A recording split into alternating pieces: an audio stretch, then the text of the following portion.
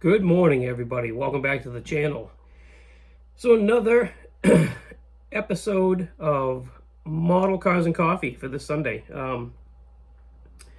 Yesterday was a success. Catio is officially up and being used by cats, so that's a win, right?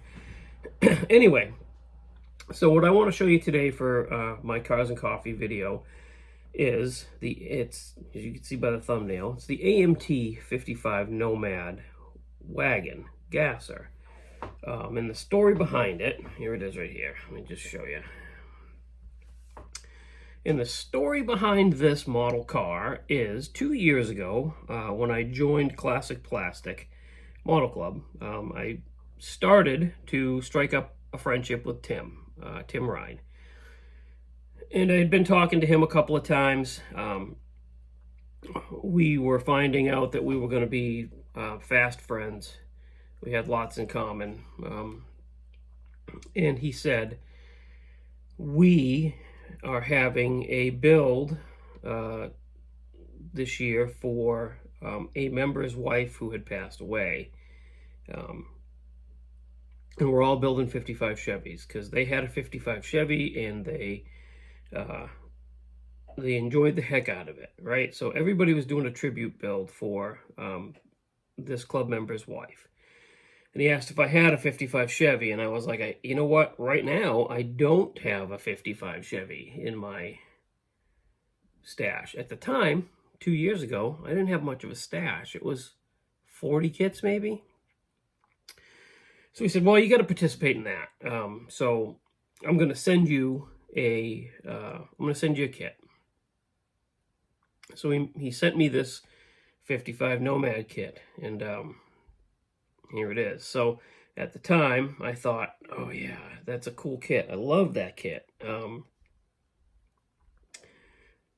But I want to make mine just a little bit different. I mean, it looks pretty much like the Nomad Gasser, right? Let me show you the chassis there.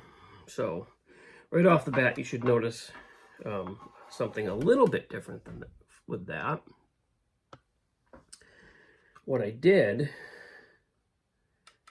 I can get this to come off, oh, there we go. Okay, so what I did was I replaced the small block Chevy with a big block Chevy.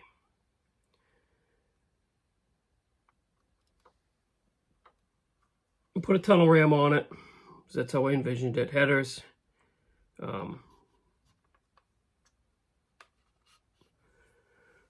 I wired the engine. I made my own coil, as you can see there. Did that. What else is there? I think that's pretty much the way it came, right? So there's that. Friends of mine will notice the cones. Yes, that had cones on it at the beginning. Chuck is probably going to bust my butt over that, but anyway.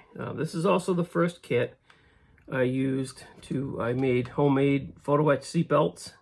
Those are photo etch lap belt buckles with the ribbon for the belts.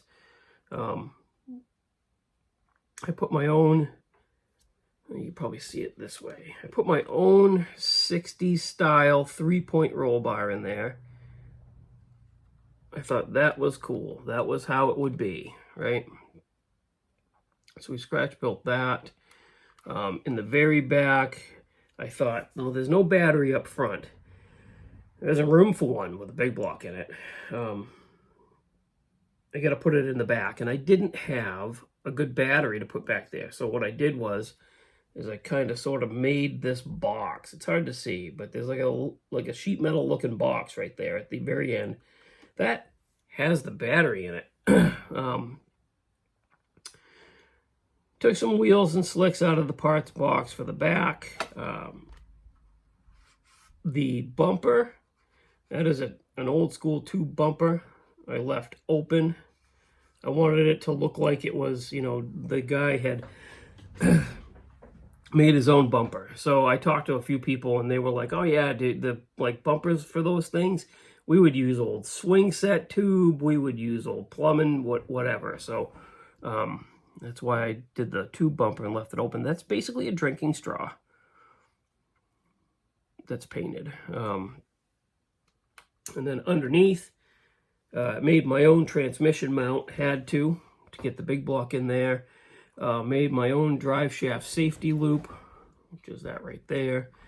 Added slapper bars from the kit box. I don't honestly even remember where those came from, but we added those too. So I think it came out really cool. I had decals from the parts box. These were like aftermarket decals. I don't remember. I think they were a Slicks sheet. I'm pretty sure it was a Slicks gasser sheet, but yeah.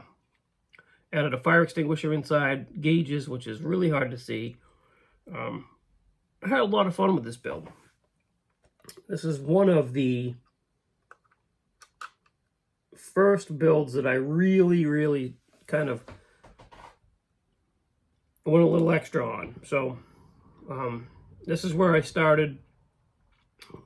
This and the Nova Gasser, I should say. I'll show you that in another episode. But this car and the Nova Gasser is where I started really paying attention to my prep and my paint.